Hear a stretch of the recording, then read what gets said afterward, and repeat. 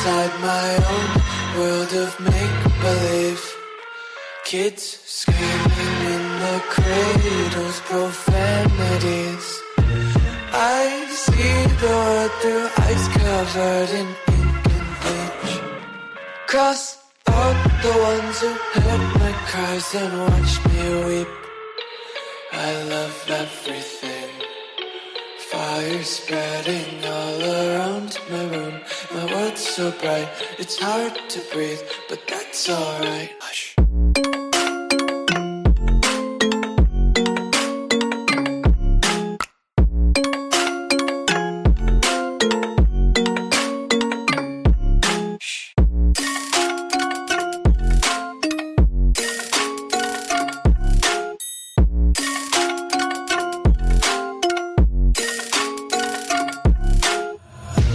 Take my eyes open to force reality.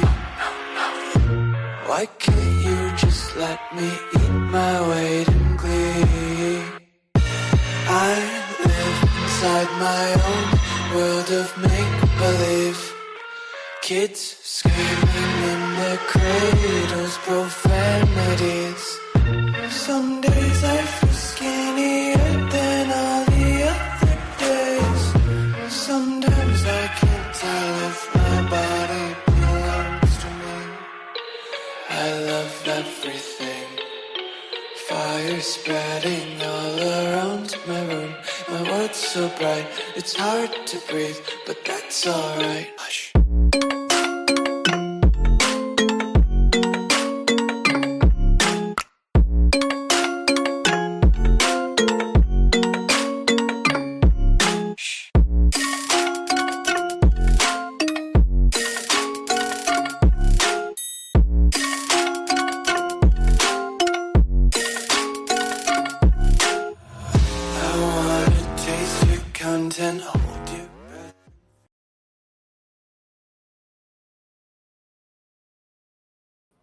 Well, there we go. There we go. We're here. We're here. I came on a second ago and the music wouldn't come on. So it was very strange. It was very, very strange. So I had to go back out of the studio, come back in, do all the things. So hopefully you guys can hear me okay. Actually, I could just turn off my camera and see. Yep, you guys can hear me fine. Okay, we're good to go then. Today is December the 1st. And it is Monday. So you know what it is. You know what time it is. It is Missing Monday. And I'm going to turn the heat down really quick before we get started because it's warm in here. Let me just, isn't technology awesome? You can just sit on your butt and turn down your heat from your phone. That's just spoiledness. That's just being spoiled. But welcome in, everybody. It's good to see you guys. Let me get the comments put on the screen. We'll do them like medium or something. Oh, it's big. Look, we can do big. Sure. Makes me look smaller. You know what they say, the bigger the print, the smaller the face. I just made that up. But welcome in, everybody. Welcome back. Thank you guys so much for being here tonight. I do appreciate it. I am doing a special fundraiser for the month of December. We do this we do it every December, but normally it's just on Mondays. But I did the fundraiser instead of just doing it on Mondays. I did it for the whole month of December. So if you guys would like to contribute to that, it's going to go all to NCMEC, which is the National Center for Missing and Exploited Children. I don't touch it. It goes straight to them. It's a beautiful thing. It's a beautiful thing. I love these kind of fundraisers because you really don't have to do too much, but just put the fundraiser on your page, and anybody can join it if they'd like to join as well. So they can join with their people and they can, do the same. So welcome in. Hey, Casey. Hey, Mary Beth. Hey, Jet Set. New case for Kitsy Cats, I believe she said. Well, welcome in, everybody. It's good to see you. I don't know. I don't even know which live I'm in on over here on the iPad, but that's okay. Hey, Tony, good evening. I am a little early tonight, but that's okay. I wanted to cover this case with you guys and bring awareness to Madalina's case because it's a lot like a lot of the cases that we're covering actually right now on the channel. When you start to get the details of this case, you're going to be mind blown. You're going to be mind blown. You're going to wonder what the hell happened. And How has this little girl not been found? So be ready to be riled up. But let me go ahead and put up a picture of her. Let me grab. Okay. We'll put up this one. I like this picture. Very pretty little girl. So this is Madalina Cojocari. I am going to look over at my notes, which I know this case like the back of my hand, but sometimes I get nervous about talking about her case because I just want it to all go perfect. But like I said, this December, every Monday, we'll be spotlighting a different missing persons case. We do this every year in the month of December because we are lucky enough to have 5 Mondays, so we can get an extra case in there, and that's why we do it. Because the more the more people that know about these cases, the greater the chance, actually, the higher the chance that somebody vital information, they may see it, and they may be able to call the police and tell them something that we don't know, I may know, a lot about this case, but I don't know everything. Loves to Lurk is in the chat. Now that's somebody that knows this case inside and out. Hey, Loves to Lurk. How you doing? Hey, Lenora. Can you believe, I'm trying to think of the case right now. I can't even, my brain just went. Melody Buzzard. Does this remind you? I think you actually said that to me. I'm like, the more and more, it's like, it's really not good. It's not good. I was even looking up the laws today. I put the FOIA in and I was looking up laws. I was like, what happens after you're charged with failure to report? And Google didn't know, because Google is about as, Google is about as probably shell shocked as we are about this case. But make sure that you share this video out, please, and hit the like button if you guys don't mind. I know sometimes hitting the like button, it's just like, I don't want to do it right now. Make sure you hit the like button on this video. I don't normally ask too much like that, but I really need this video to go out to all the peoples. I want all the people to see it. I got my co-host back here licking herself. I'm sorry. Mia. Mia. Hey, Mia. She has no shame. This dog has no shame. She has no shame. No shame. Now she's just sprawled out. But tonight we're going to focus on Madalina's case. So Madalina was 11 years old when she went missing, when she disappeared, actually. She was standing in at 4 foot 10 inches tall, weighing about 90 pounds. She had brown hair and brown eyes. She was a 6th grader at Bailey Middle School. She was described by investigators as an average 11-year-old, which I don't know what average 11-year-old means, but with friends and some social media activity. She would be 14 by now, and age progression photo showing her possible current appearance has come out, which this came out a while ago, but it was released earlier in 2025. And this is the picture that they took the picture just showing, and they age progressed that picture. Now, I wonder what the percentage of age progression pictures are. Like, you know what I mean? Hey, Young, how you doing? So we are actually, you know what? Who am I? I never even introduced myself. I never do that anymore. I always just like skip it. But you guys need to know who I am. My name's not even on there. There I am. So I should say who I am, but my name is Tanya and this is Titanium Built. Thank you guys for joining tonight. Do appreciate it. We do talk true crime on this channel every evening around 9. It's usually around 9:15, but I think I'm going to pull it back to 8:15 because it's, getting darker a little earlier and I get a little sleepier. So that's what we do on this channel.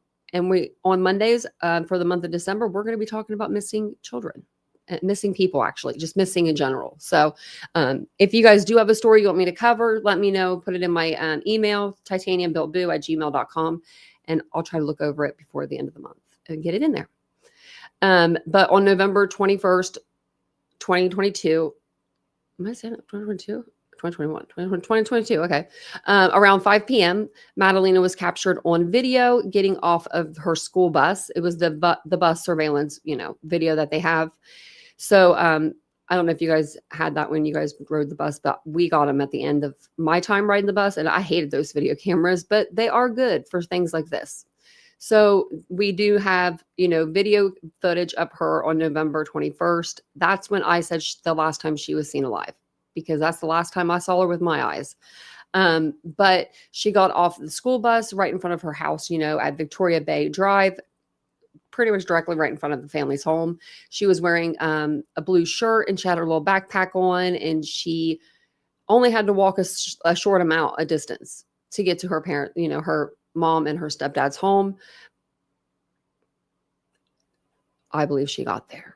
Okay. So on November 23rd, Madalina allegedly went to bed, because I don't know if this is why she went to bed, but Chris and Diana had a fight that night. So Chris decided to pack up, whatever he needed. And I'm going to Michigan, he said. I'm going to go be with family, or he was going to go collect some items or something, to that effect. Right. At first I thought this was super strange. I still kind of do. But then again, I think maybe he wanted to get away from Diana for a while. I mean, maybe not. Hey, Sam. Hey, Vincent. Are you? Wow. Oh, yeah, Casey, you're going to, yeah, wait till you get that chapter. So that sounds very familiar, that chapter. I think they do do they do true crime? That sounds very familiar. But he went up to Michigan. When he got back like 3 days later, that is when Diana brought it up to him that Maddie was missing. Okay. So he gets home a few days after the fight, right? And she says, hey, do you know where Madalina is? Madalina with you? And he looks at her dead in the eye and he says, no, is Madalina with you? I think the actual wording was, do you know where Madalina is? So she didn't call him when Madalina went missing. Supposedly, she woke up Thanksgiving morning on the 24th and Madalina was gone. She went to go check on her at like 11:30 in the morning, and she wasn't nowhere to be found. She was just gone. So instead of calling Chris, her significant other, like you normally, that's what if somebody is missing, your child's missing, you normally would call your significant other and be like, did Maddie go to Michigan with you? Because she's gone, right? And you would be freaking out a little bit. She did no such thing. She did no such thing. She said, I'm just going to take the few day vacation and I'm just going to wait for him to get back. She didn't want to, she was trying to avoid conflict with him. So then Maddie's not at school from the 21st on. She's not at school. So then it comes around, December 15th comes around, 3 weeks later. Her mother is supposed to meet the school truancy police or whatever they're called at the school. And she's supposed to bring Madalina with her. On the 15th of December, Diana shows up. No Madeline. No Madeline. So, and we'll get into the rest of that, but no Madeline, she doesn't bring her. So Maddie lived with her mom, Diana, and she's a native of Moldova. And then her stepfather, Christopher Paltmeter. I always say it wrong. Paltmeter. I put an L in there when there shouldn't be another L. But both were arrested on December 17th, 2022, and later convicted of failure to report a child missing. It was a misdemeanor. They served their jail time. Diana served about 18 months. I can't remember about Chris. I think about the same. And she got out, and so did he. They got out of jail. I guess you just, if you say, I mean, I don't know, if you act stupid for long enough, I guess the cops just stop looking. Or stop asking. I don't know. I say it about Melody Buzzard's case too. Like, what kind of conversation was that? Where you're asking the mom, where's your daughter? And she's going, I don't know. Well, like good thing I mean, because I would shake. Good thing I'm not a cop. Because I would shake the crap out of someone if they said that. Paul Miter. I say it wrong. I mean, I say it really wrong. I'm just gonna say I'm gonna blame it on my accent. I've been saying his name like that for the last forever. So, well, thanks, Young. I appreciate that. We are some true crime enthusiasts here. So there is just some like post disappearance stuff, like actions that happened that are a little questionable, to say the least. Supposedly, allegedly, in my opinion, Diana was burning some things in the backyard. That's what the neighbors said. They live in a residential like area, not resident. I guess it'd be like a subdivision. That's what we call them here in Ohio. You know, where like the housing development, like there's more, you know, like it's like a housing development. You don't burn anything but your little wood back there. You know what I mean? In your little wood pit. Not Diana.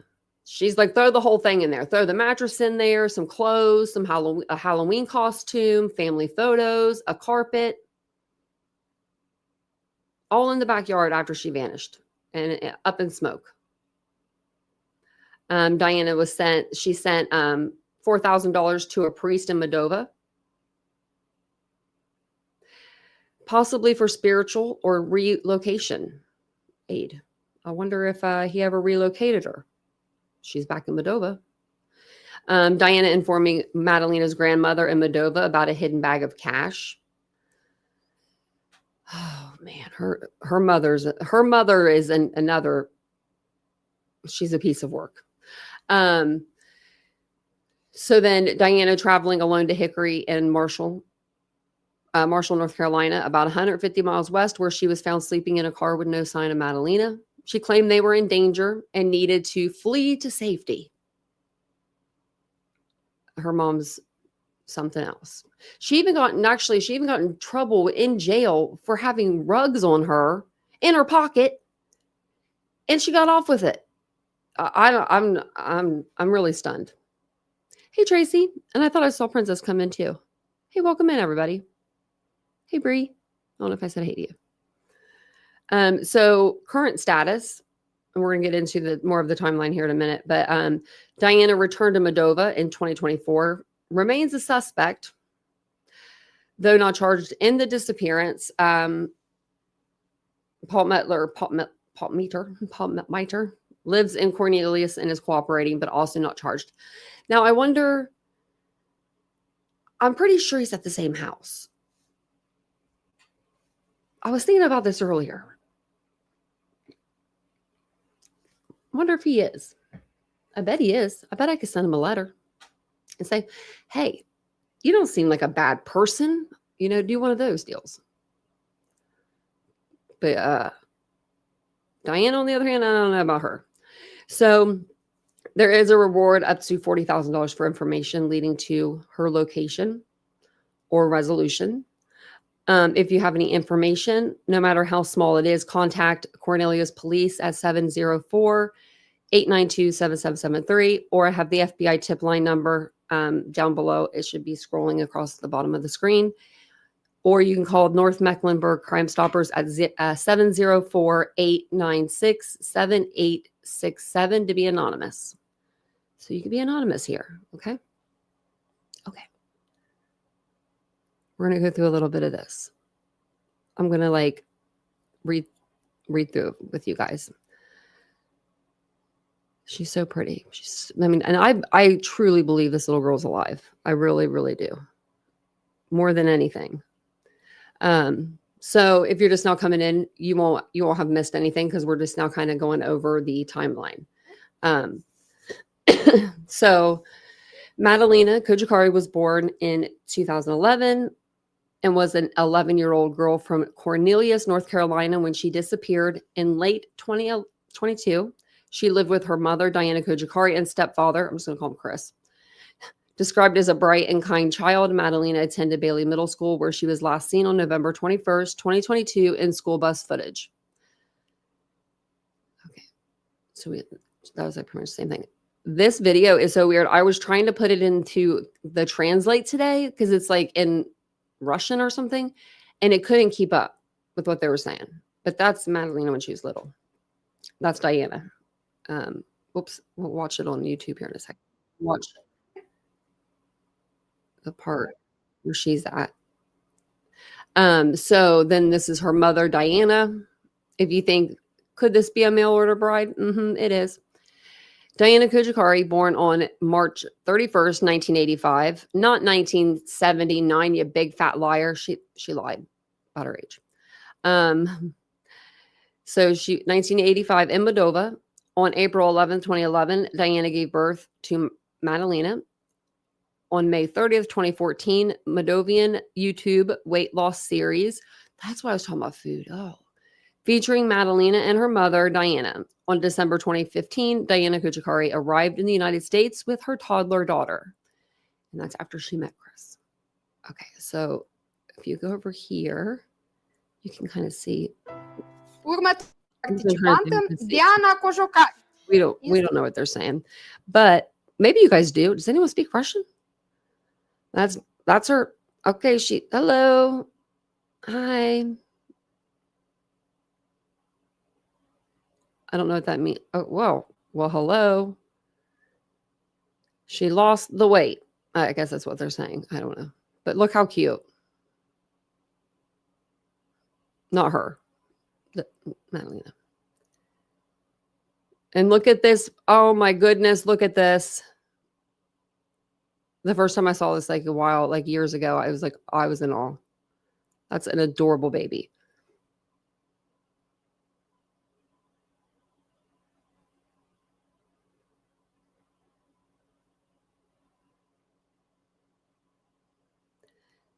I guess she's in it for part, like most, I mean, like a lot of it. I thought she was only in it for like, oh, you can even see her with her little bathing suit on and everything. Okay, we don't need to see. I won't do that to you guys. I won't do that to you. A Tempest. Okay. Let's go back over. I won't do that to you. But she lost the weight. Okay, so Christopher and Diana met on a dating site, globalladies.com, I'm assuming.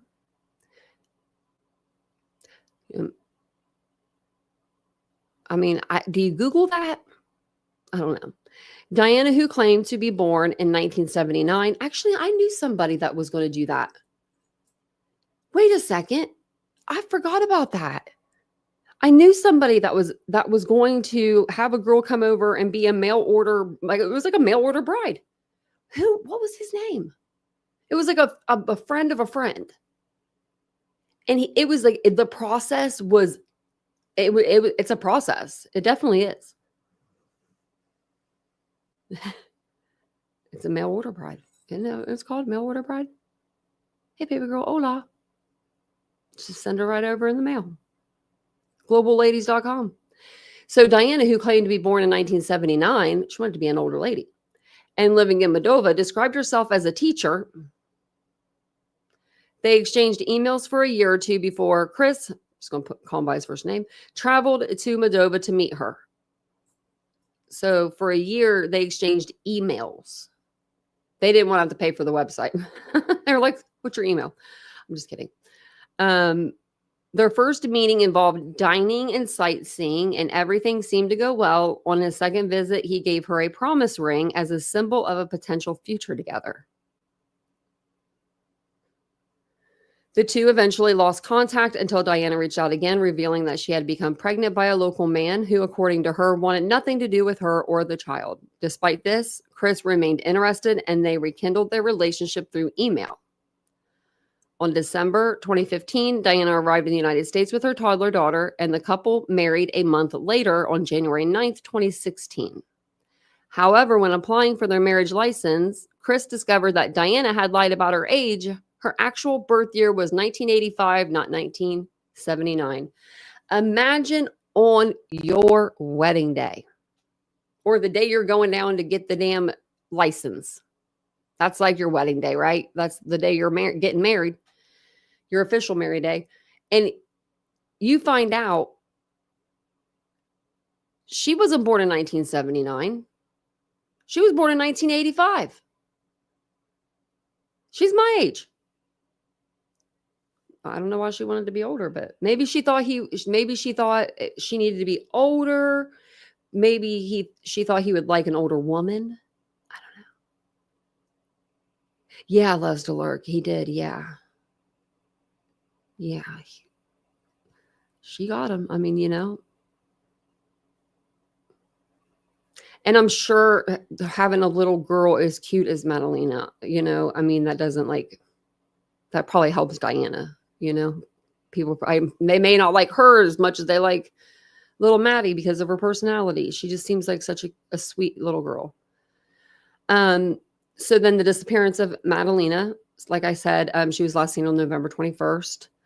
Diana claimed to had last seen her on November 23rd, but did not report her missing until December 15th, which she didn't really report her missing. She had to. Like, it wasn't like she was going to. If the school truancy hadn't been calling and, leaving their little pamphlets at the door, she wouldn't have done nothing. I don't think she would have ever called them again.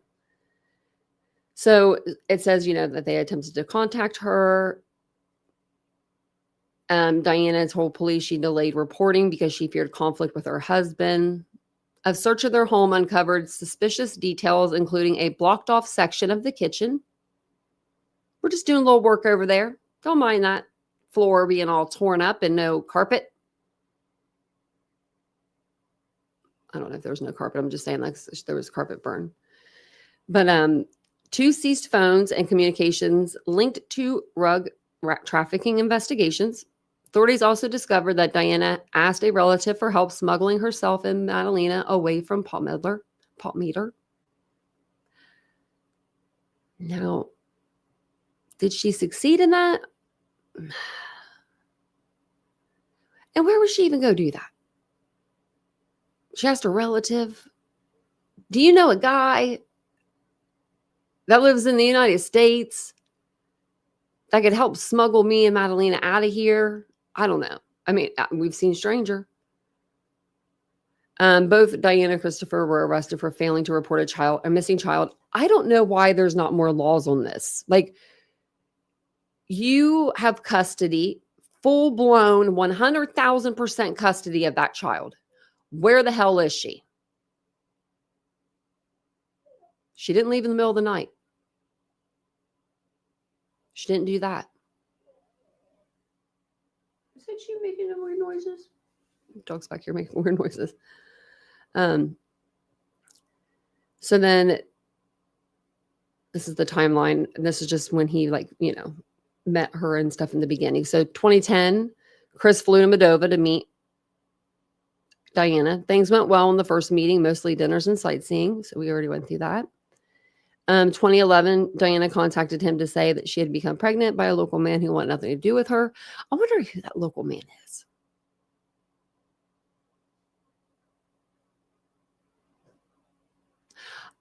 I have so many questions that just start popping in my head. Can you in Moldova, are like birth certificates public record? Like, Diana might not have put his name on the birth certificate, but she might have. Just wondering what he's up to. I don't know who it is. So, well, everybody write some notes. So then December 2015, Diana arrived with her toddler daughter. Then they got married. They purchased the property October 18th, 2016. Now, I wonder if that was in both of their names or if it was just in his.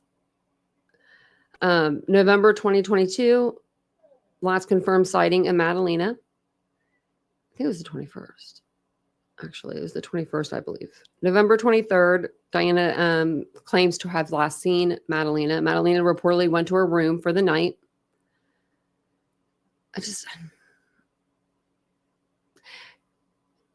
Like, I remember being a teenager or whatever, and my mom always knew if I was in my room or not. Even if my door was closed, she knew if I was in there. I don't know. She was just, I don't know. She was smart at that. Like, if we snuck out, she was going to know. So I'm just thinking, like, how did she not know she wasn't there? And it was like 11:30 the next day before she even checked. Like, that's craziness.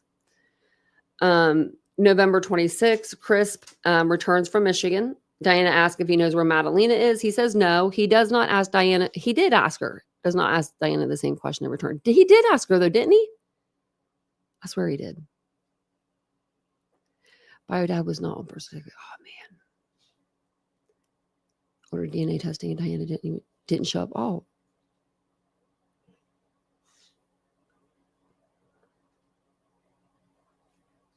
Yeah. You're welcome, catering wench.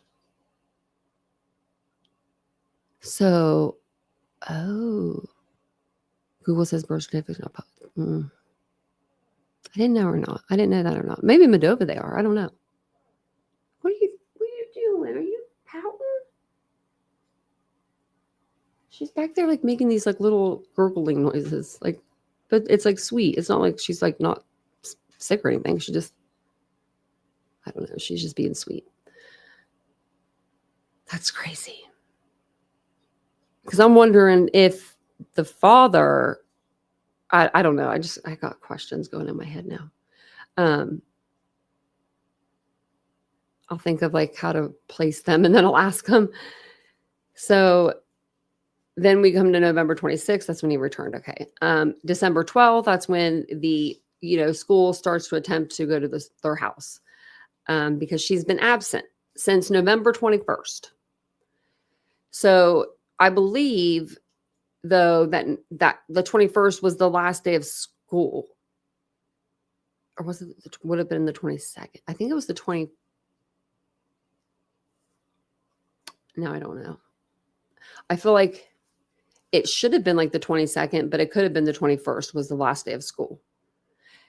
Some kids don't go if there's like one more day in between, but I mean, I hated school and I still went, so I would think that they would go.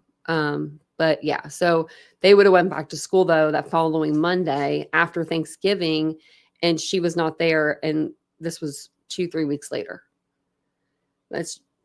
I'm glad that these schools are at least trying to do something about truancy, and just making sure the kids are okay. Because if it wasn't for the school, we would never know. So then Madalina's supposed to go into the school with her, but she doesn't, of course. Law enforcement comes and questions her and Chris. Diana states she feared reporting Madalina missing because it would cause conflict with her husband. I don't know what kind of conflict that would ever cause with your husband other than let's go find her. Let's go find our daughter. That's my stepdaughter. Let's go find her. Right. Like, I mean, the first thing she should have done was call Chris when he was in Michigan and said, "Hey, is Madalina with you?" But she didn't. There's a reason for that. There is a reason for that, just in my opinion. And that's a long time. If you think about it, like 3 days to be alone, you can do a lot of stuff if you need to in 3 days. So, what are they doing? These guys are crazy. So then December 16th, detectives conduct further interviews and search the home. They're growling at each other. Oh yeah, I saw that. Loves to lurk. Hold on one second. Let me holler at these girls. They're growling at each other. One's asleep.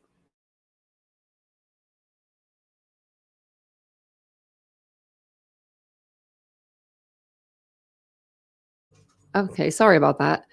Man, it can never be. It's just a peaceful life with these two. I didn't even yell at them. I said, "Hey, Mia." And she went, and then Ari's under my legs now. That's a lot of time. Yeah, it is a lot of time. Mike Mack, you're right.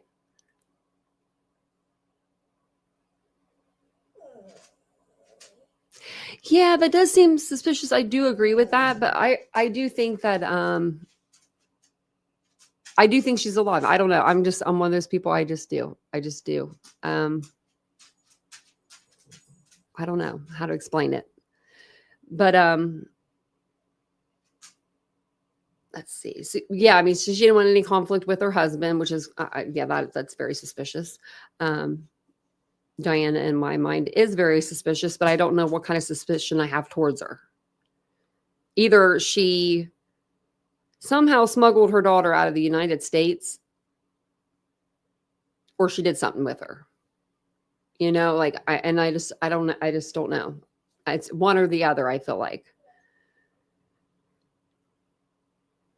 So then detectives, they conduct further interviews. They searched the house on December 16th, December 17th.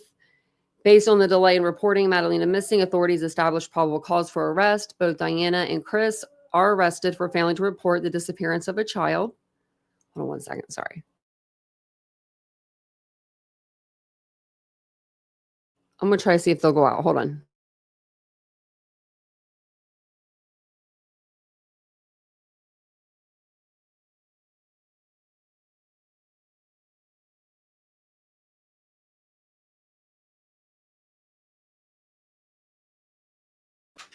Araya ran out. She's like, I'm going.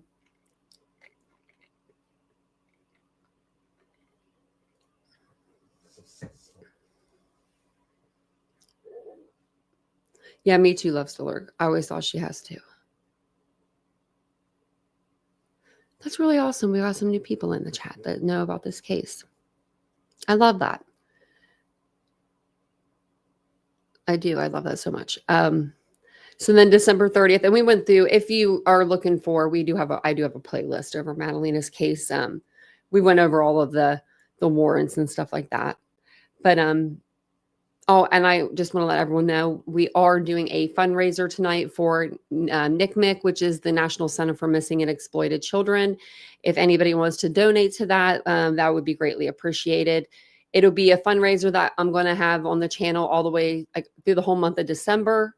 So instead of just on Mondays, just to give you like a little bit of an interlude, but on every Monday in the month of December for the last 3 years, we've done a segment called like Missing Monday. So we just pick out a missing person or missing child, missing anybody, and we cover their case on Mondays, and we do a fundraiser. So instead of just doing the fundraisers on Mondays, I'm spreading it out through the whole month. So if anybody has the extra $1, $2, or whatever it is to, put towards the fundraiser, I'm sure that NCMEC will put it to good use. It goes straight towards them.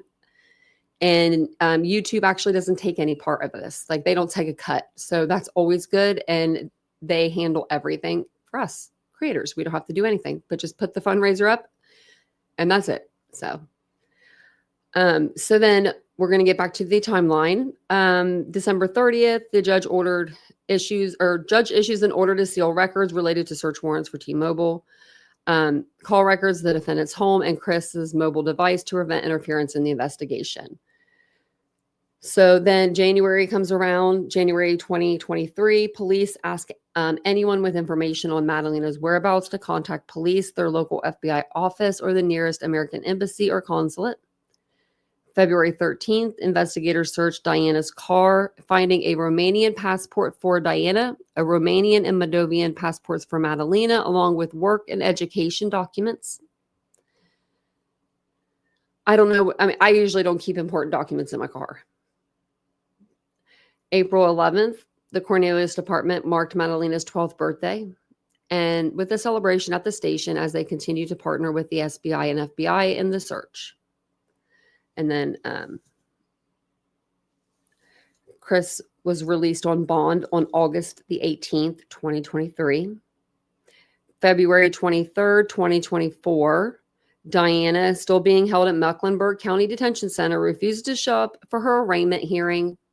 The hearing is rescheduled. But I don't want to.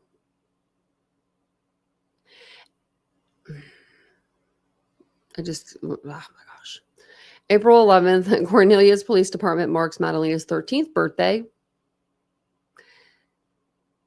And on April 11th, 2024, she had been missing for over 500 days. So it's almost 1,000 now, or over 1,000. I don't even know. I'm not good at math, but it's a lot of days. It's way too many. May 31st, 2024, Diana pled guilty to failing to report her daughter's disappearance and was subsequently released from jail. I don't know why she just didn't plead guilty to begin with. She probably would have been out a lot sooner.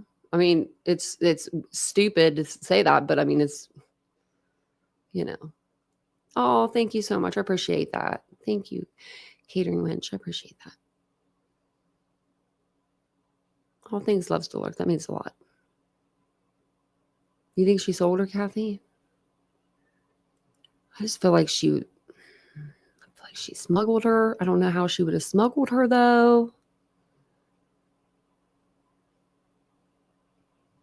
I'm like trying to think of more. I know where Moldova is, but I'm like, what are the waterways to there? But I don't think there is any.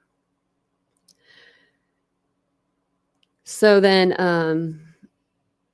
I love this. I love this part, right? So May 31st, she pleads guilty. She's released from jail. June 25th, she's officially named a suspect in Madalina's disappearance.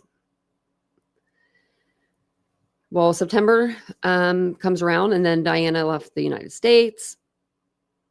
Not reportedly, she went back to Moldova. She went back there. You could tell she was going back there on the plane with the freaking picture with her and her mom.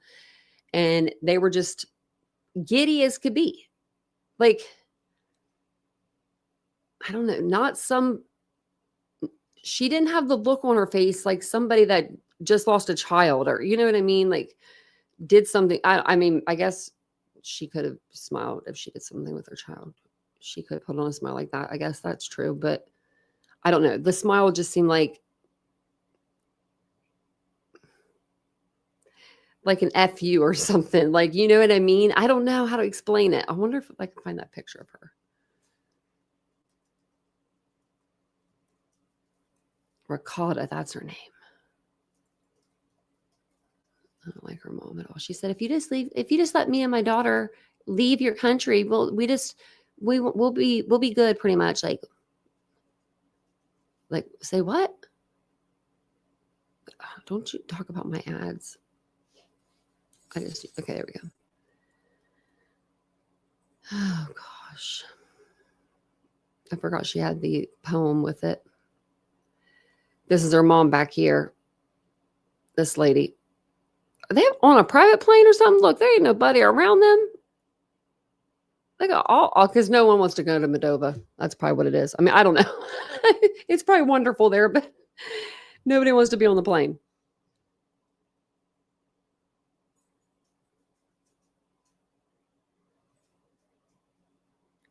Yeah, like, yeah, why send money? Yeah. Look, I just, on the way from New York, JFK to Frankfurt, then to Bucharest, after 9 years of absence from the country. They were probably so happy for that 9 years that they were away, that you were away. Then she has this poem, The Echo. Mama, I shout among the ferns. Ma, echoes in the valley. I'm calling my mother. You, echo, who are you calling? I don't know what that means. Does anyone know what this damn poem means? I guess echoing.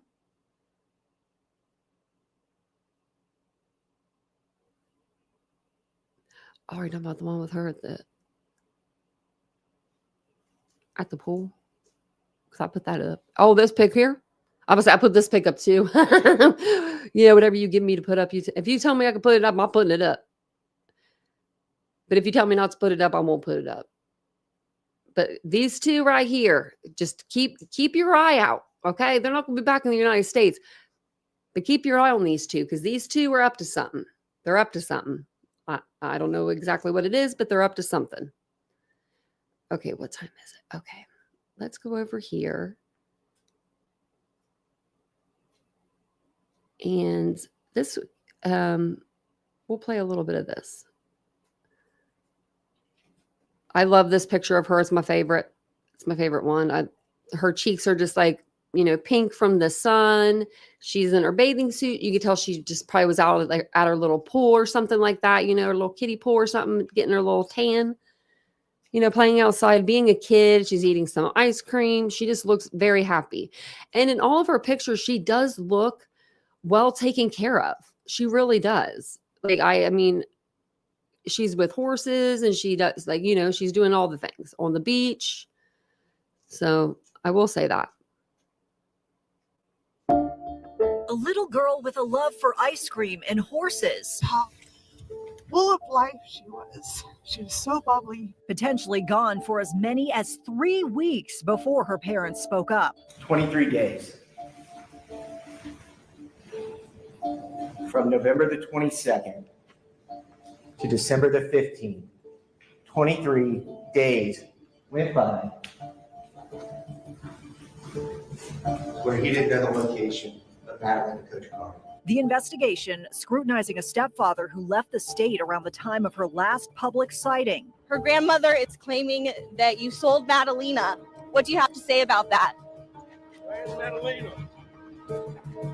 Where's Madalina? I'm trying to figure out why only come forward now the school has reached out and realized that Madalina is missing. And a mother who became the center of multiple theories. She always said she was fighting demons. I believe that Diana just tucked her away somewhere where she's not going to be found. Bottom line is she's a suspect in the disappearance of her own daughter. Galvanizing a Why couldn't we have done this years ago? town to keep her story alive. I hope that, she's run away or something and comes back. Our goal is to find Madalina, and we're not going to stop until we do. This is the search for Madalina.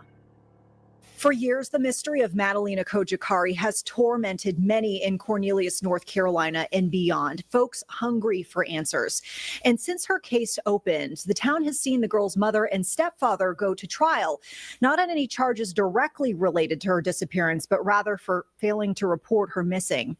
And the latest indications are her mother, who is considered a suspect, is likely no longer in the country. We thank you for joining us. I'm Vanessa Rufus, and you are watching our in-depth look at the search for Madalina. And during this special coverage, we are going to take a look at interviews, police documents, court testimony to try to piece together all that we know about this years-long case. So we start the story where the questions began and a bus ride now seen all across the Carolinas and beyond.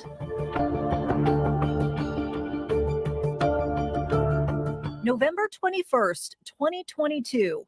It's the afternoon bus, and kids are filing off to go home. Wearing a t-shirt and her hair in a ponytail, Madalina Cojocari waits to disembark, playing with 2 tendrils of her hair before following her schoolmates out. It's 4:59 in the afternoon, and the last time the 11-year-old would be definitively seen in public.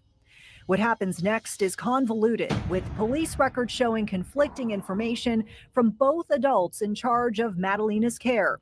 Her mother, Diana Cojocari, and stepfather, Christopher Palmeter. What we do know is in the weeks following this video, Madalina's extended absence from school eventually landed on the radar of Bailey Middle School officials, including guidance counselor Denise Lampkin. I noticed that she started to have some unexcused absences. I didn't want a pattern to develop, so to be proactive, I started to reach out. Lampkin says she kept calling Madalina's home, trying 3 or 4 times to get answers over the phone, each call getting more urgent.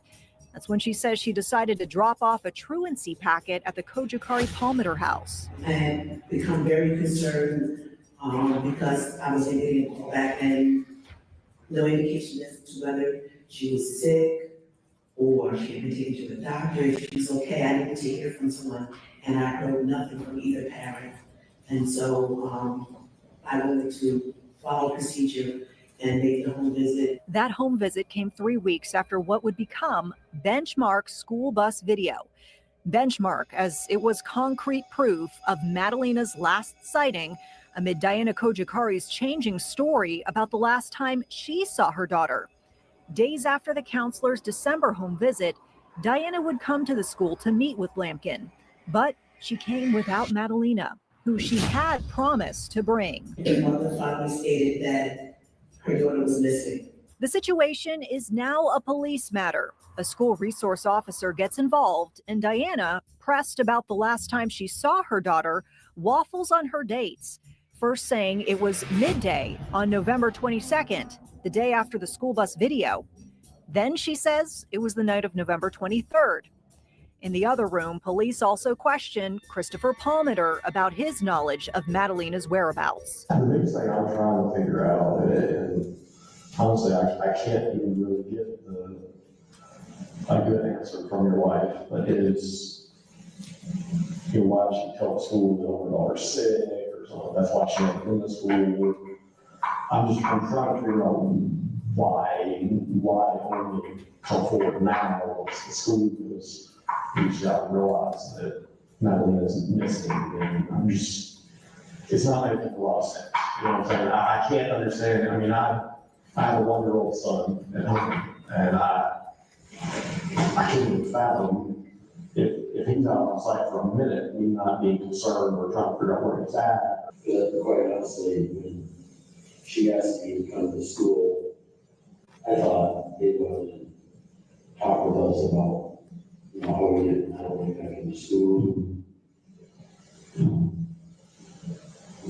how this process works, or what the deal was because she's missing. Dr. Lisa Long, a forensic psychologist not involved in this case, says investigators are keen to pick up on parent reactions in a situation like this. Is the parent showing concern? Is the parent showing remorse?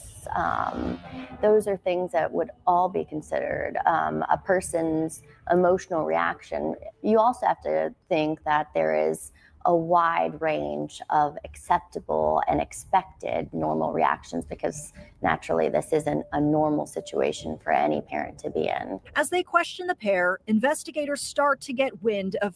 Well, you could have fooled me. Whatever happened to Diana right here? Looked like she got whacked in the side of the head. It looks like blood, like water blisters. Could that be a burn?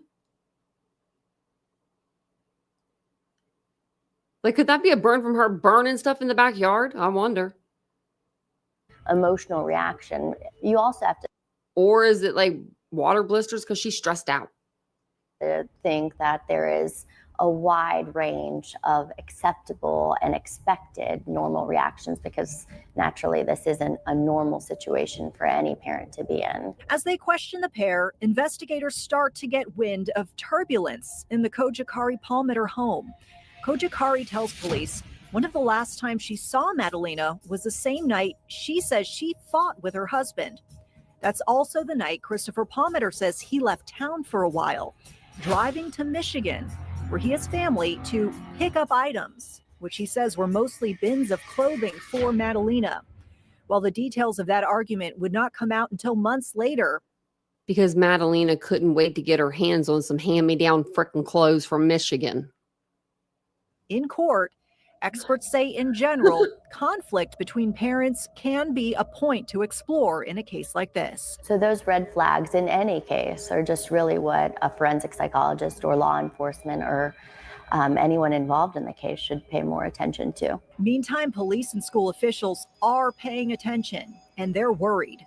Investigators end up searching the Cojocari home that day. We received permission from the Palmers and Ms. Cojocari to go to their house to look around the residence.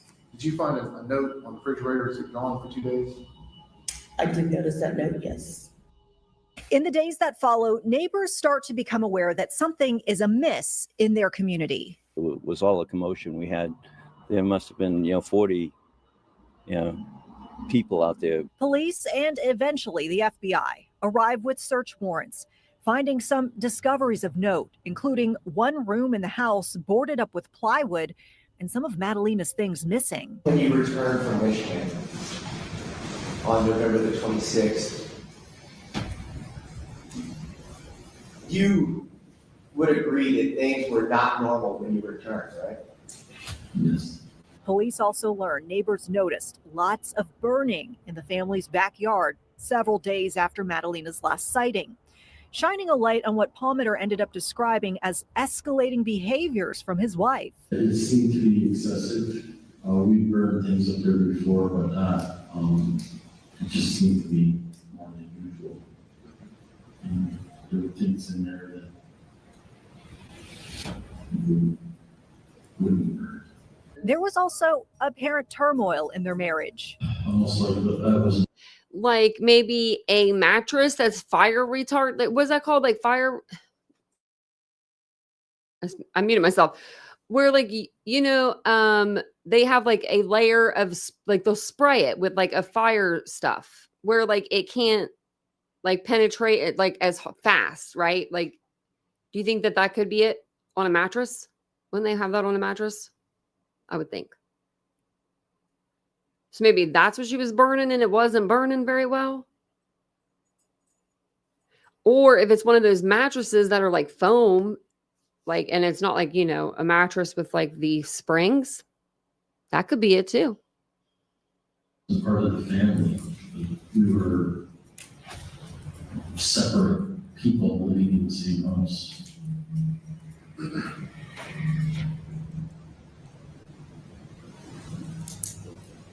She told me I need to create my own family. And I said, will you are my family? And she said, you need to create a family with somebody else. Nearly 1 month after that video was taken of Madalina on the school bus, police arrest Diana Cojocari and Christopher Palmer.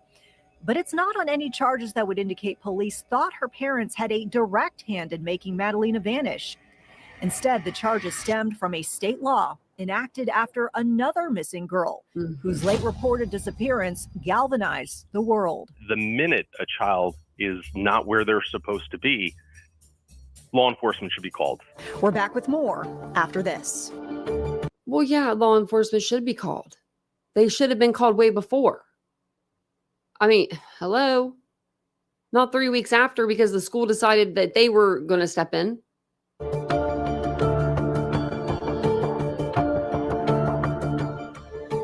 And Diana, who do you think you are coming over here thinking that our laws do not apply to you? I mean, they don't because you got away with it. But how dare you? It's December 2022, and it doesn't take long for neighbors in Cornelius's Victoria Bay community to realize something very wrong is happening in their midst. It was all a commotion we had. There must have been, 40, people out there. Over several days following Diana Cojocari's mid-December meeting at Bailey Middle School, when she finally revealed Madalina was missing, scores of law enforcement officers were coming and going from her home, stirring concerns along that street and beyond. I hope that, she's run away or something and comes back. Neighbors say police were also searching their homes. And the family of one of Madalina's childhood friends says the FBI was also asking them for any information. It's a whirlwind of emotions. We didn't realize that we'd be this close to the case. Dorian Steffen's daughter, Cameron, was Madalina's best friend in second grade. And while they had since moved away and hadn't seen Madalina in 2 years, agents wanted to know if the family had any clues to share on where Madalina could be. She always had this very fun personality, and whenever I'd come over, she'd always grab my hands and take me over to her little room. And there was so many horses. She had an attic, and she had a whole bunch of collection of horses. The Steffen family said they offered to help however they could, Dorian offering this message to Madalina's mom in case she was listening. I mean, did she really have the attic full of horses? I don't remember ever hearing that before for some reason. I know she had a lot of horses in her bedroom, but not like a collection. I wonder if she had the attic with collectibles up there. Wow. Diana, if you're seeing this, Cameron would really like her friend back, so I'm sure she'd appreciate it if you cooperate. Just answer the questions There's a lot of people looking for her. While police continue to widen their scope of their search, documents later unsealed and court testimony months into the case would eventually reveal some of the discoveries in the early investigation. Madalina's backpack and some clothes were missing. Part of the kitchen was blocked off with plywood. Palmer told police he was building an addition to the home. And Cornelius Police Detective Gina Patterson, the lead detective in the search for Madalina, says something about the inside of the house stuck with her. Why do you remember the cats? They were everywhere. They were, yes. And the house had a distinct smell of cat urine. She also says in Diana's car, investigators found the truancy packet from school, Madalina's journal, and receipts from Western Union showing $3,000 wired to Diana's mother and a priest back home in Moldova. Wells Fargo receipts also show multiple cash withdrawals in the days after the school's truancy visit. Where's she be getting this money? Where is she getting this money? Cash in your purse.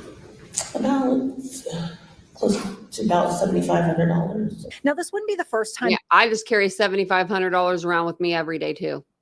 That money matters emerged during this case.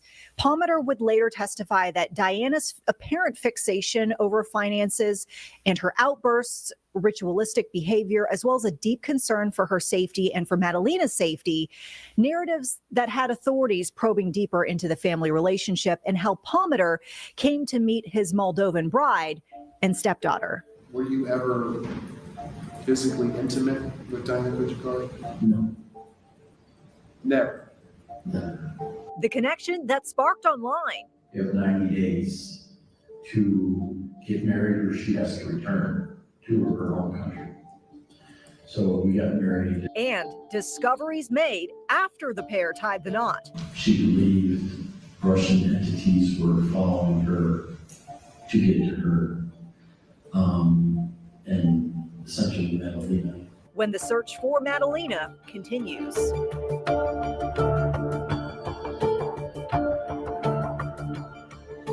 Nobody there. Remember, she said she was trafficked for what, $5 million or something, but then they didn't take Diana. Oh my God. According to his own testimony, Christopher Palmer was in his mid-40s when he first met Diana Cojocari. It was 2008, and the Lansing, Michigan native found himself on a website called Global Ladies, a platform that advertises video and chat opportunities with foreign women. First, we shared our regular emails so we could communicate back and forth.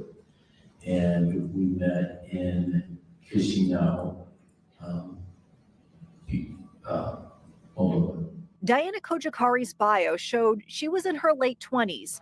She advertised herself as a teacher who could understand English without an interpreter. And during that first visit to Moldova, Palmer described her as the perfect guide to arts and culture. We agreed that we wanted to see. She said she was a teacher because she could speak and understand English. Each other more. So I had planned a second trip, and through our letters, things were progressing nicely.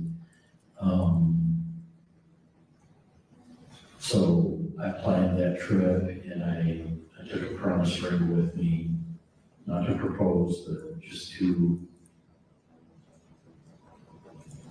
basically say, you know, there's potential. Palmer says it was after that things went silent. I figured she just moved on or something like that. And later, I tried to reach out multiple times. I think she finally did reach out, responded back to me and told me that she had gotten pregnant with a local man. And he didn't want anything to do with her, so she contacted me just to say, I'm still out here, I don't know if you're still interested or not. But, and then she, with pictures, introduced me to pictures of her and Madalina together. So basically, the guy that knocked her up didn't want nothing to do with her, so she called Chris back. Was like, hey, remember me? You still interested? Remember you were interested before, and then I got, was with the other guy. Yeah, that didn't work out. So are you still interested? He should have ran. Madalina was 1 or 2 years old. Eventually, the two made plans for Cojocari and her young daughter, Madalina, to come to the U.S. Palmer says they ended up making that move in December 2015, around the time Madalina was 4. Christopher Palmer and Diana Cojocari wed 1 month later. Get her over here with K1 visa. You have 90 days to You got 90 days, man. Why'd you have to do it in the first month? get married, or she has to return to her home country. So we got married. It was around that time, getting the marriage license, that Palmer says he discovered Diana had lied.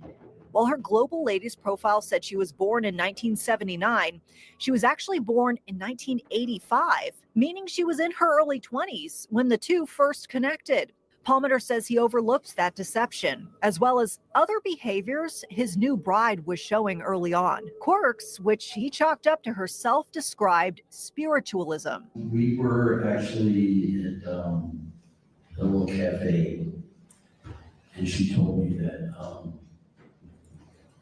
she had a message from, I guess she speaks with angels. The design draftsman for General Dynamics says at the start, he and Diana slept in the same room, but the relationship was never romantic, seeing maybe a peck on the cheek at the most. Oh, that's weird. Were you ever physically intimate with Diana Cojocari? No. Never. No. So from the time we got married, you need to it's okay. Well, that's sad.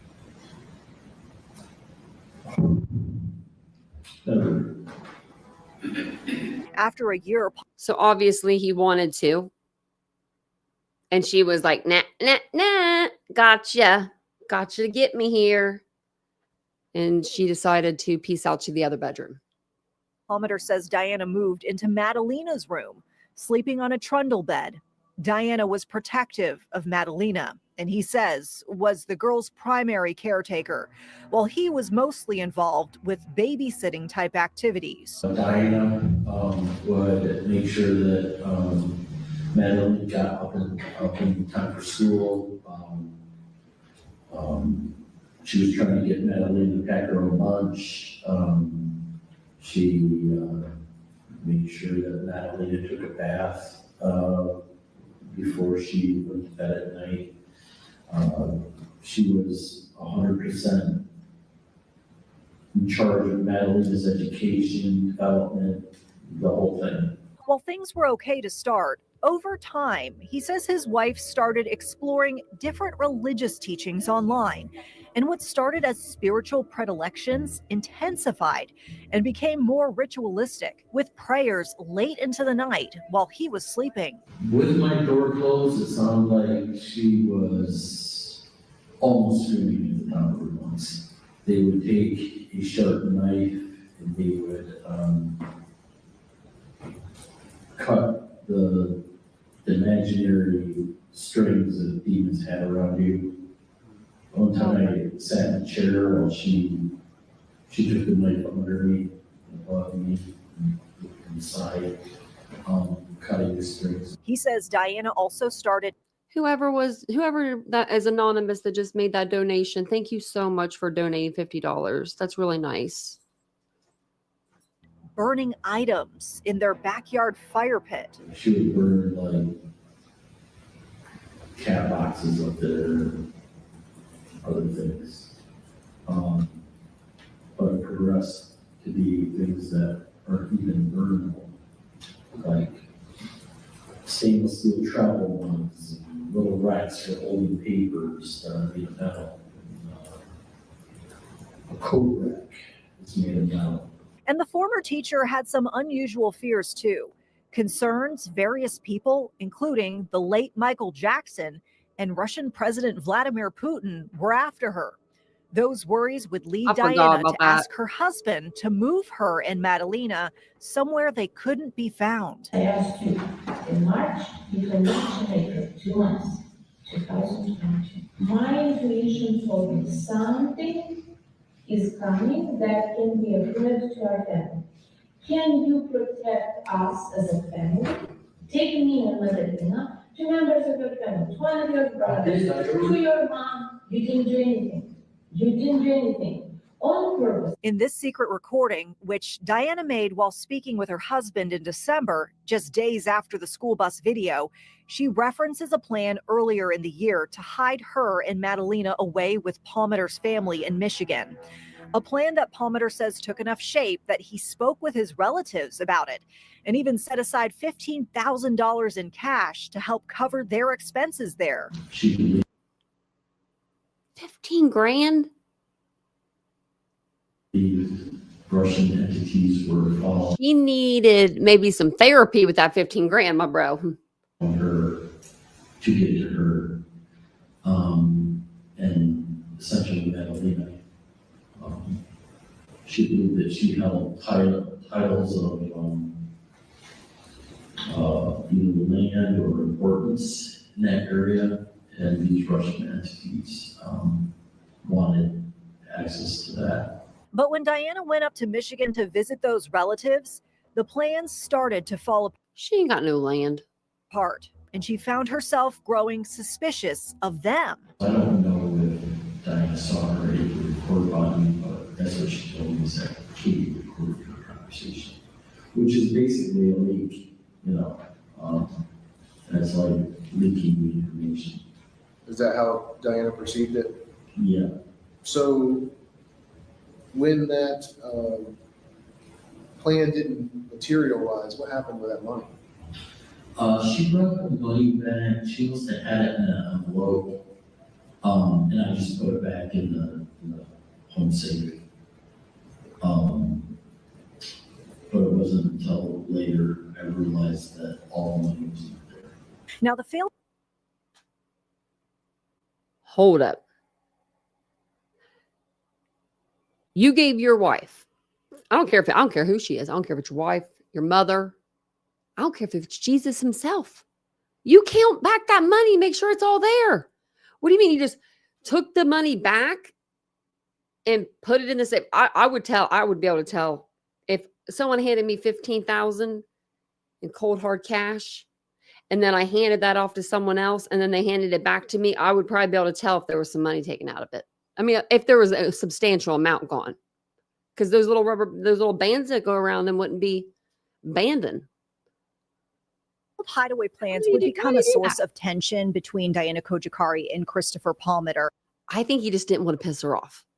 And Palmeter would testify about how that would fester over the summer, essentially eating away at his wife's trust in him.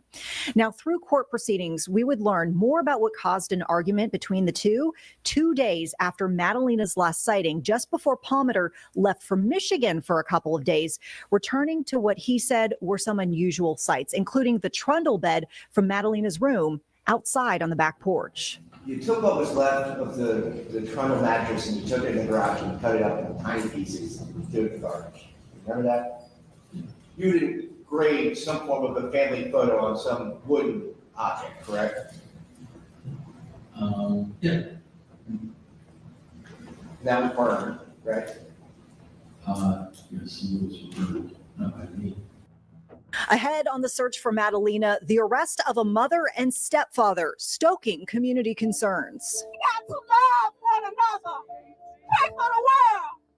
God, bring her home. How the search for Madalina became a deeply personal effort for the Cornelius community and beyond, plus revelations that Diana did not just turn to her husband for help hiding away. I would be working closely with the Drug Enforcement Administration and the Federal Bureau of Investigation and comparing the names that we have and developed in this investigation with people that are known associates. How theories of human trafficking and smuggling crept into this case.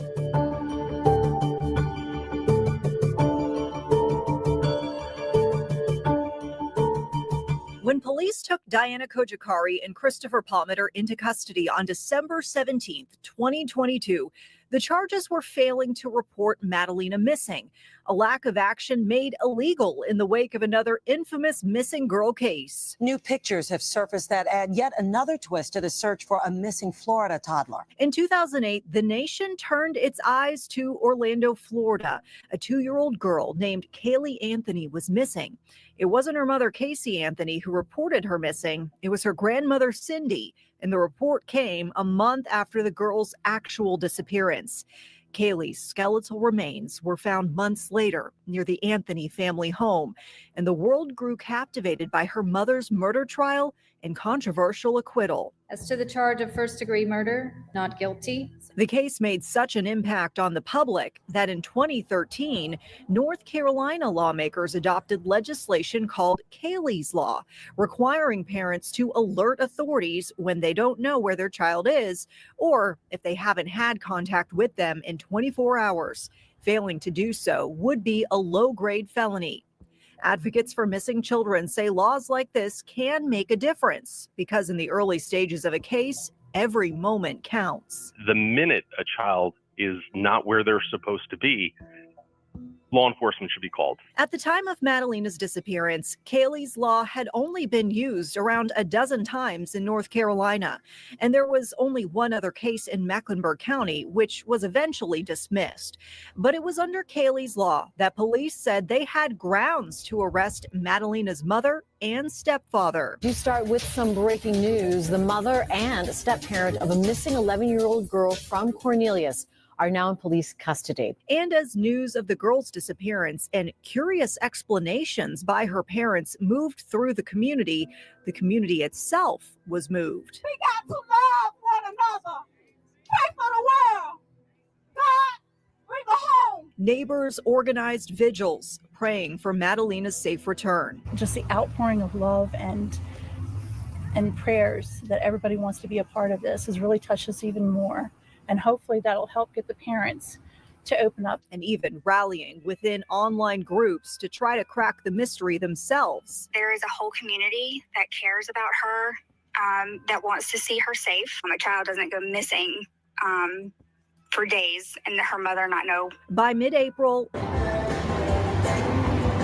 police and neighbors were marking Madalina's first birthday away from home. Today's birthday is not much of a celebration, but more of an honoring and a call to persevere in the search, a call to remember that Madalina is still out there, a call to hold on to hope. Wherever she was, she would be turning 12. We wanted just to come out and show Madalina that she's not forgotten, that, you know, it may be her birthday, but we will not forget that she's not here with us right now. Cornelius police took this occasion and many others that followed to get Madalina's face and story out to the public. Madalina is an energetic, vibrant 12-year-old girl who loves the outdoors, who loves animals, and specifically loves horses. A child in our community is missing, and we need your help to find her. Eventually, detectives would dig up new revelations. Whether those would lead to a break in the case or stir more questions was yet to be seen. Law enforcement consultant Roy Taylor. In police work, all you can do is, sift through every piece of evidence, and hopefully it leads you to something that leads you to something else, and so you can conclude what happened to the child. In the summer of 2023, unsealed search warrants showed authorities had become aware Diana Cojocari was active in the days following that last sighting of her daughter on the school bus. A text message Diana Cojocari sent on December 2nd indicated she was with Madalina. December 3rd, Diana was spotted at a service station in Hickory, North Carolina, getting an oil change. The attendant told police there were children's toys in the car, but they did not see a child around. December 4th, Diana traveled towards the North Carolina mountains, claiming to be searching for Madalina.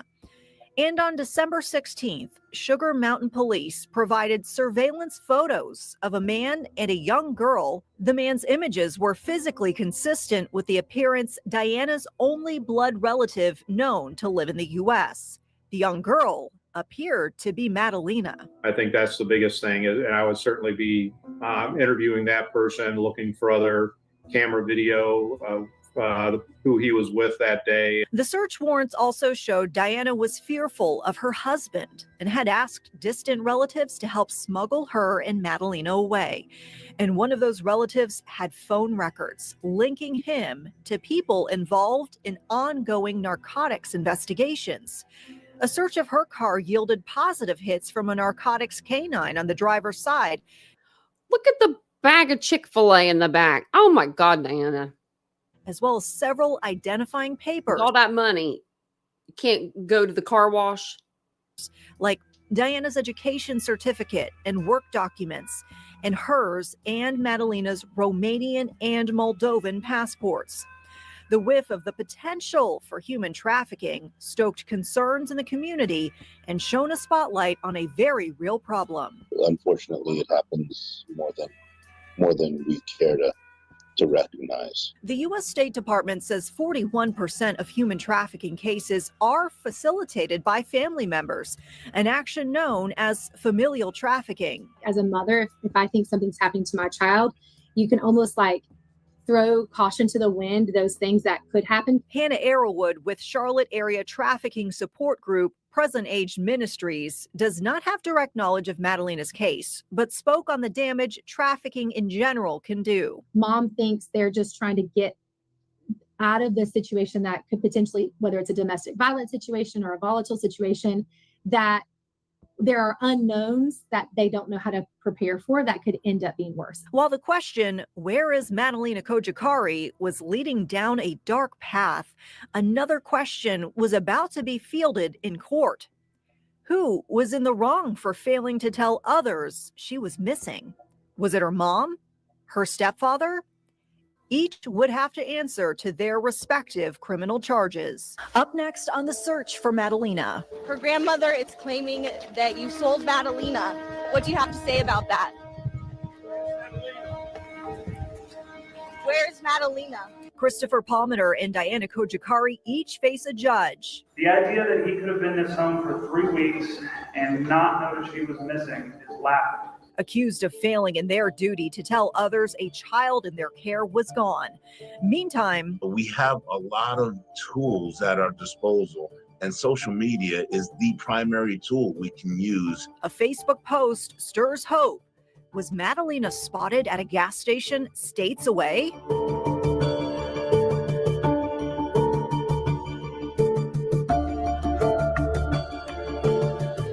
By July 2023, Madalina Cojocari had been missing for 8 months, and the Cornelius Police Department is following up on every single tip it had. The young girl's story was reaching far and wide. We have social media, and everybody is empowered. As long as you're on the platform, you are empowered to get the word out. So at the very least, everybody can blast it on the internet. And the internet is seeing growing havens for those interested in Madalina's case. A Facebook group called Find Madalina Cojocari started getting quite a bit of attention after an intriguing post. A woman wrote on July 5th, she was at a Valero gas station in Weaverville, California, when a young girl who appeared to be alone asked for a ride. The woman worried about her own safety and didn't oblige, but reported the encounter to Cornelius police after coming across Madalina's missing person report. Police confirmed they were looking into the tip.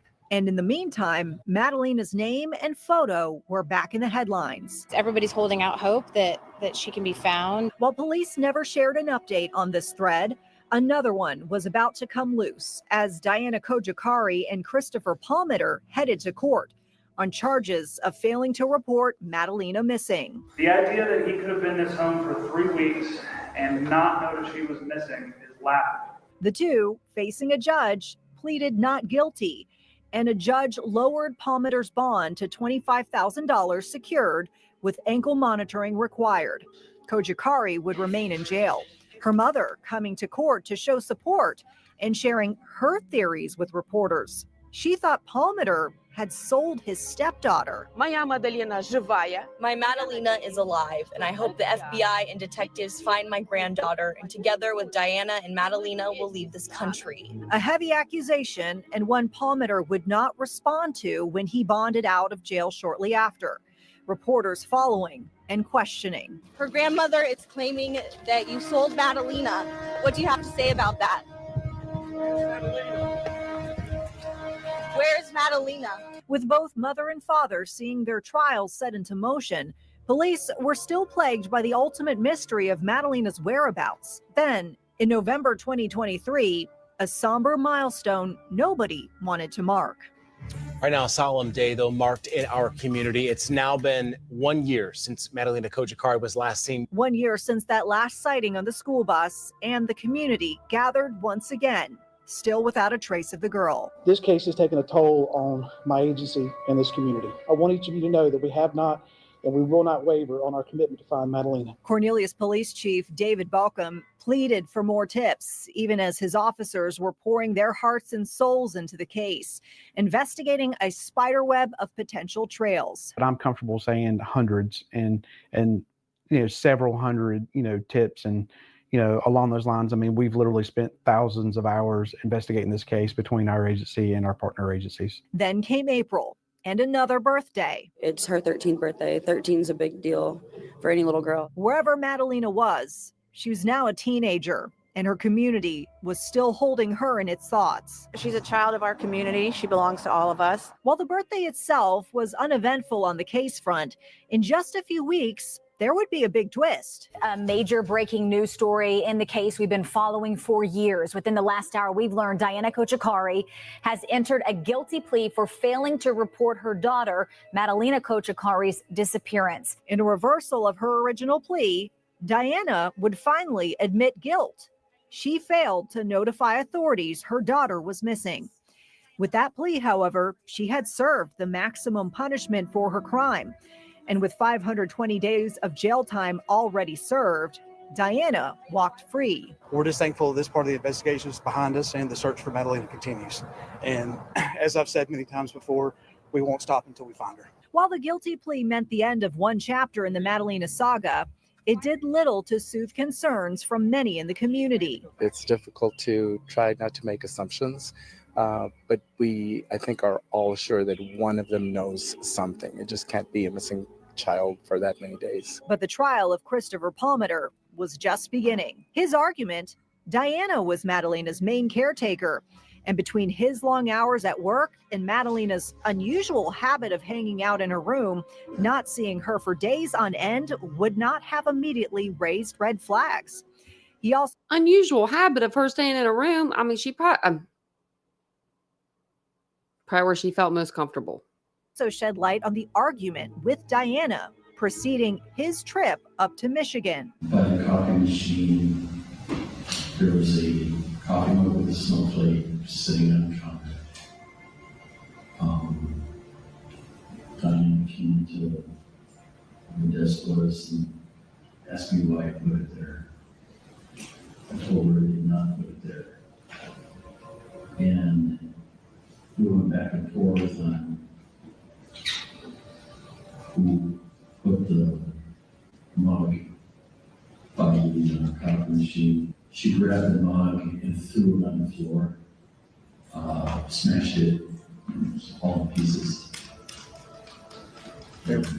That drove us into reaching into the cupboards and pulling over certain plates and cups and glasses. I guess that she didn't like, and she was smashing them in the trash can. She would throw them in there so hard that they would break. But it later came out that any kind of symbology on plates, glasses, flatware, a sheet of blank. She thought everything needed to be clean and white for no designs, no branding designs. I understand that in a way, but plates have brands on the bottom of them normally. Unless you're going to like IKEA or something. I don't know where you're going to get some plates that don't have no name on the bottom of them. When flat out I mean, I know when I turn over a piece of crystal or like a piece of fine china and it says Linux on the other side, I get excited because I love me some Linux. Call me old. That's okay. asked where Madalina might be, he answered frankly. I think Diana took her somewhere with maybe her Moldovan family. I don't know. Chris, I think you might be right. But I believe that Diana has tucked her away somewhere where she's not going to be found. After days of testimony, the case finally landed in the jury's hands. She found the defendant, Christopher James Palmer, guilty of failure to report disappearance of a child to law enforcement. It only took 15 minutes of deliberation to reach that verdict, bringing Palmer 30 months of supervised probation. Christopher, how do you feel that the jury found you guilty in less than 15 minutes? Mr. Palmer maintains his innocence. We better notice of appeal. Disappointed with the decision. With both Christopher Palmer and Diana Cojocari's court proceedings largely done and Madalina still missing, we're hearing from many in the community who are saying they were feeling disappointment. And I think it's very awkward to see the mother. Largely done. What? She gone. Out in public, walking Oh, the here streets she is of at the the pool. neighborhood, Oh, here she is at the stinking pool. using the public places, and just free in general when the little girl is still missing. Up next, her passports were seized in the beginning of the investigation. Those remain in our custody. Would a primary suspect in Madalina's disappearance stick around? All you have to do for a passport is just go apply for another one. Or would she slip away? She served 18 months in jail. She's been out. And she could have served more, if you would have busted her on the rug charges. She had rugs in her pocket. And bottom line is she's a suspect in the disappearance of her own daughter.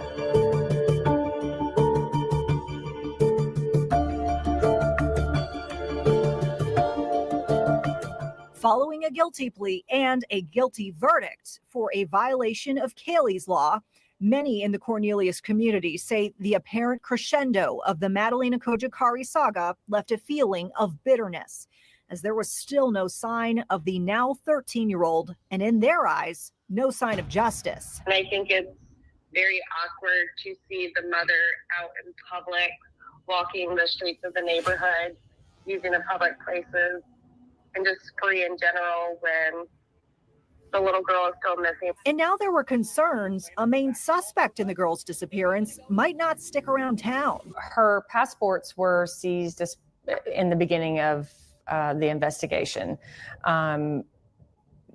Those remain in our custody.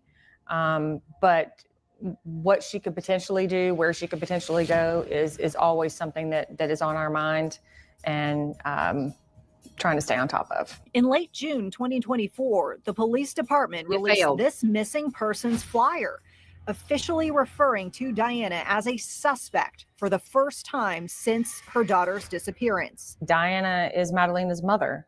Madalina was 11 at the time. She didn't report her daughter missing. She served 18 months in jail. She's been out. And bottom line is she's a suspect in the disappearance of her own daughter. Police also shared a version in Romanian, the official state language of the Cojocari's home country of Moldova. The translated flyer, potential foreshadowing, as it isn't long before the revelations came, Diana was no longer in the United States. It never looks good if a person leaves the country during an investigation, but the fact this investigation has been going on for so long, you can't expect a person just to put their entire life on hold. And we know she had family out of this country. And as the 2-year anniversary. Who was that guy? Obviously, you don't have kids. I mean, sir, you absolutely put your life on hold if your child's freaking missing. Yeah, you do. And you stay wherever she knows where to go. And that it's going to be that house. If she were a runaway or whatever it may be, right? If Diana didn't have nothing to do with all this, she would have stayed. If Madalina's, she would have made it work with Chris. All she had to do, love you. I love you. That's all. She just had to tell him she loved him, and maybe have a marital bedroom. missing person case somberly rolled around, police reflected on the knowledge Diana likely took with her. I know where that cat's at. Her back home. We feel like that Diana has some of those answers. We made every effort we could to make contact with her after release. We did several interviews, and we still weren't able to determine where Madalina was based on those. And then she made the decision to go to her home country. We wanted a resolution to this case early on, just like this community did. But, we have stayed the course, and we've always said from the very start that our goal is to find Madalina, and we're not going to stop until we do.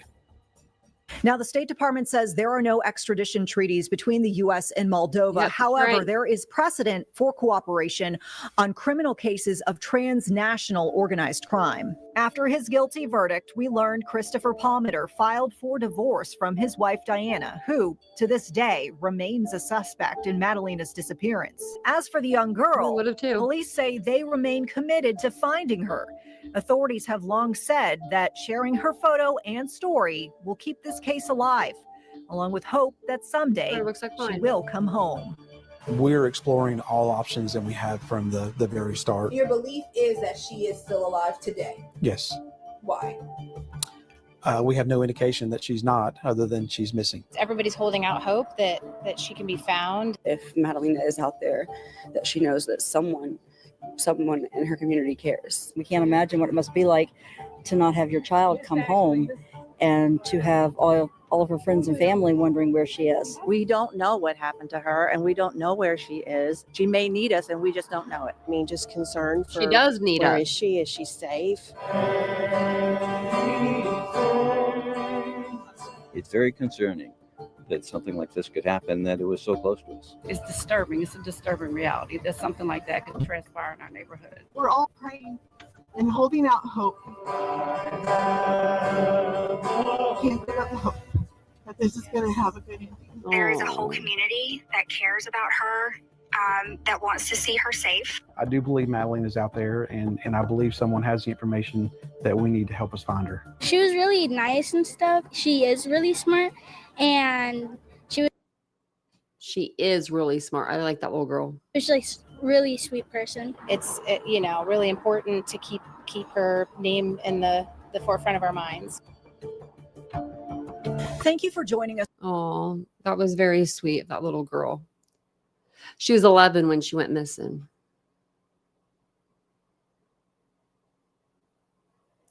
Yeah, hopefully they'll go over there and get her. I'll go get her. I'll go to Moldova. I've already asked you guys how much do we think a plane ticket to Moldova cost? Because I don't think I can make it. Vincent and I were talking about this earlier. I said he could survive like in the wild. Like he would be able to survive because he will eat anything. It doesn't matter what it is. It could be a piece of grass. I mean, he eats like seaweed and stuff. So, me on the other hand, I'm so picky. I would never make it a second. So I don't know if I could go to Moldova. I don't know what kind of food that is. Moldovan food. Is that right? Yes, Ashley, he'll eat stuff that he doesn't even like. I'm like, why are you eating that? You don't even like coconut. That's the only thing I know he doesn't like. He likes everything else. Everything. Like everything. I'm so picky though. But that's what's good, I guess, about it for me, because his food's so bland. Poor guy. But that's all I have for Madalina's case. You can actually, I was trying to see if you could see that little guy down there on the floor, but you can see him. You can even see the dog. Yeah, present tense. That was very sweet. And I say this a lot. I talk about Madalina a lot, even a lot when it's not even a Madalina live, right? Like I'll bring her up, especially with like Melody Buzzard's case. I mean, that was actually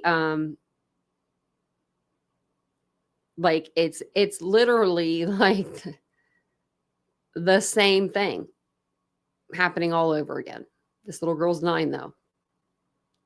Like road trip, everything, just all of it. It's crazy. That's what Ashley, he had a choice. I don't think that I'm gonna have to ask his mama. I have to ask his mom because he doesn't seem like the type, his mom doesn't seem like the type that she would get upset if they didn't eat all their food, but he's just a clean plater. Like he eats like he would like grew up poor, but he definitely did it. Quite the opposite probably, but but I eat like I'm like the freaking queen of Ohio. Hey Alan, how are you doing? But my mom used to be a clean plater because she used to say that her parents used to make them clean their plate every night. Like, you know what I mean? Like you eat it. Like if it's there, you eat it. If you don't want it, you're not getting anything else. Like, on the other hand, I was like the opposite. Well, that's good. We just finished covering a case and now we're just sitting here chit-chatting for a minute. I have that doctor's appointment, that dentist appointment coming up in 2 days, guys. So you're from Greenland? Oh, wow. But it's beautiful there. Isn't Greenland really like snowy? Or is that like, am I thinking it wrong? And isn't like Iceland like green? Isn't it like the opposite like over there? Like the names make it sound like. Let me know, Alan. Now I got to know. Oh, gosh, Ashley. Or just think now you don't have to if you don't want to. I was always the kid that had to save a little to throw away. That's what my dad used to say. And I do. At least like a bite. I do it every time. Vince will be like, hand me your plate. And I'm like, are you kidding? Are you kidding? Like, and he's like, no. Cold and snowing. That's what I thought.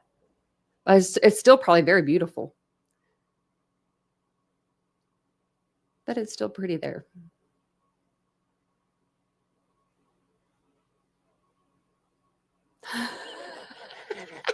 Casey, she probably did that 4-hour thing, like just to be like, she ain't ever going to ask me to take another bite of nothing.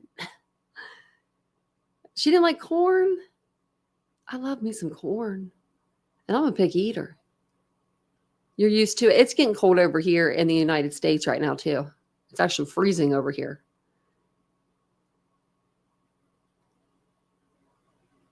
See, I'm the opposite. Like, I don't know why I'm like that. Like, I'll order more food than what I like think that I need, and it's a good thing there's Vincent because he literally eats it all. He eats it all. There's nothing that goes to waste here. So, which is good. I mean, that's great. But I don't know.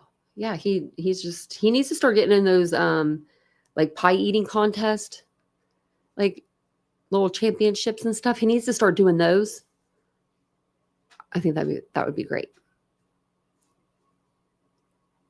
You know a lot about the U.S. You love corn, Casey. Me too. I love corn too. I really do. Yeah, I do love corn. Actually, I had some corn for dinner. I had Chipotle because we've been cooking like almost every night instead of like eating out and stuff because we need to cook more at home. We've been doing really good. But tonight I was like, I'm wanting some Chipotle. Yep, that's why it does. Yep, Amber. Yep.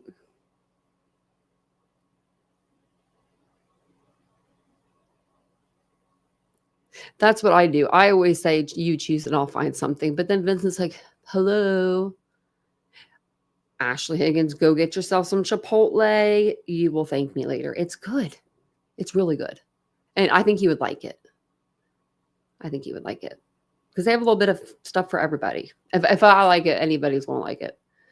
Vincent gets like burritos, and then sometimes he'll get like the little salad bowl when he's feeling like, he wants to be a little bit more on a diet. Not get the bread or the whatever they are, tortillas. We're almost neighbors. Oh, I've never been to bar burritos. That sounds fancy. I know Chipotle was invented by college kids. I remember this because they went on Oprah, and they were like the richest, like the fastest growing, like, like considered fast food restaurant. What? Casey, go get yourself some Chipotle. It's good. I get the kids. So, okay. If you go to the Chipotle and you don't like want to eat a whole lot of, if you don't like have a whole lot of like a big stomach to eat like a lot of food, I always get the kids meal. I'm a kids meal till I die. I will eat a kids meal because that will fill me up, and then I'll still have some left over, probably. But like I'll get the kids meal, and you get 2 soft tacos, and you get 3 things to choose from. So you could choose like rice. I do the corn sauce, that's like corn and all this other stuff, and then I do the chicken. And then I just get the hot sauce on the side because I don't need like a whole thing of, whole thing of my meal to be hot sauce. So then, yeah, I think Cordoba's kind of like that.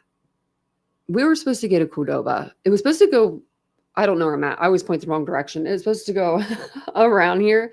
And then one day they took the sign down and they left. And now it's a consumer cellular. I'm like, oh, guess they're not going in.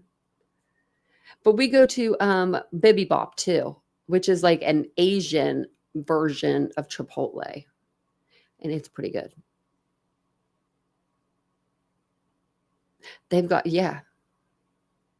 Oh, and they have a free salsa bar. Oh, that sounds like fun. Well, you too, Alan. I hope you have a wonderful day. Come back and join us. We're here every evening at 8:15. Loves to lurk, no problem at all. And we made $70 towards our goal for the night for our fundraiser. That's amazing. It goes straight, like I said, it goes straight to to the cause. It goes straight to Nick Mick. I don't know how they do, like, I don't know how they cash out on their things, but they cash out like certain times. We've done actually pretty well. We've done one for Samaritan's Purse. We did $95 for that one. And then the rest of them have all been Nick Mick. We did one night, $109.64. One night we raised $466.20. One night we raised $79.55. And then the last time we did our last national, missing children's day, we did $680.75. I remember that night because y'all blew me away. I think I did like $100 for the goal or something. And you guys just like surpassed that. You were like, oh yeah, see you later. We got you. It was amazing. I just remember it's amazing feeling knowing that you're helping you're helping somebody else, right? You're helping missing children. The missing children. See, I'm not a big fan of the Panda Express either. You like Panda Express, baby girl? I think I might I don't know. I think I'm going to have to try it again. It's been a long time, I think, since I've had it. And I know we have one around here. I do like Chinese food, though. We have a really good place around here. It's like a little mom and pop place. I swear everything was closed down for COVID, but I swear they was open. They probably weren't really open, but I swear they were always open, or they're always there. And they know Vincent really well because he always goes in. And we get, I like, what's it called? So I like the sweet and sour chicken, like the breaded chicken like that. But I like it with the General Tso's sauce, but I like the sauce on the side. I'm weird like that. Yeah, I know.